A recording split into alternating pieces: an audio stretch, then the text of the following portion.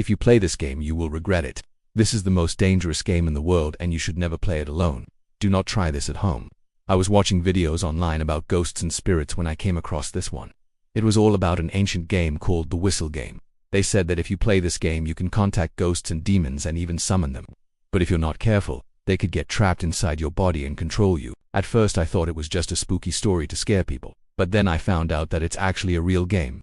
In this video I am going to tell you how to play the Whistle game so you can try it for yourself. But be careful because it's really dangerous. Now, I warned you, if you're watching this video right now, then you're already taking a risk. And if you decide to keep watching, you're taking an even bigger risk. You may have heard of the Momo challenge before. That was a horror game created by a Japanese artist named Kenji Mizuno. The whole idea was to make people feel scared and uncomfortable. The Momo character was supposed to represent a demon that feeds on human emotions. People started playing the game by finding a creepy woman dressed in a chicken costume, and then they had to complete tasks that became more and more dangerous. Some people even hurt themselves or even tried to kill themselves after playing the game. They say that Momo is still out there waiting for new victims, which is why you should never accept a friend request from a stranger online. But the Whistle game is much older than Momo and it's way more dangerous. According to legend, it originated in ancient Greece, where people used whistles made of animal bones to communicate with spirits. Back then, they believed that the spirit world was all around us and they wanted to talk to the dead. So they invented the Whistle game as a way to open a portal between the living and the dead. They thought that by playing certain notes on the whistle, they could summon the spirits and ask them questions, but they didn't realize that they were also inviting demons into their lives. The demons would enter the bodies of unsuspecting people and control them. These poor souls would become possessed and do things without even realizing it. In ancient Greece, they didn't understand what was happening, but today we know the truth. Demons are evil spirits that feed on human emotions. They can cause a lot of harm and even drive people crazy. That's why the Whistle game is so dangerous. If you play it wrong, you could invite a demon into your body and lose control over your own life. If you want to avoid that, you have to follow these rules carefully. First, you need to find a whistle that's been blessed by a priest. This will help protect you from evil spirits. Second, you need to find a quiet place to play the game. It's best to play it outside in nature, but you need to make sure there are no people or animals around. The third rule is that you must never play the game alone. You should always have someone with you who can help you if something goes wrong. Now, let me explain what happens during the game. You and your friend each take one end of the whistle and hold it close to your ears. Then you both blow softly into the whistle until you hear a high-pitched tone. Once you've done that, you need to slowly pull away from each other while keeping the tone steady. If you can't do it perfectly, the portal won't open and the game will fail. Once the portal is open, you can see the spirit world. You might see some scary things like shadowy figures or hear some strange noises. But don't get distracted. If you do, the demons could trick you. They're really good at disguising themselves and making you believe things that aren't true. That's why it's important to focus and remember the third rule. Never play the game alone. When the game is almost over, you and your friend have to put the whistle back together and play the same note again. This closes the portal and sends the spirits back to where they came from. After the game, you should leave the whistle in the same place and never touch it again. If you play the game correctly, nothing bad will happen and you'll probably feel a sense of relief.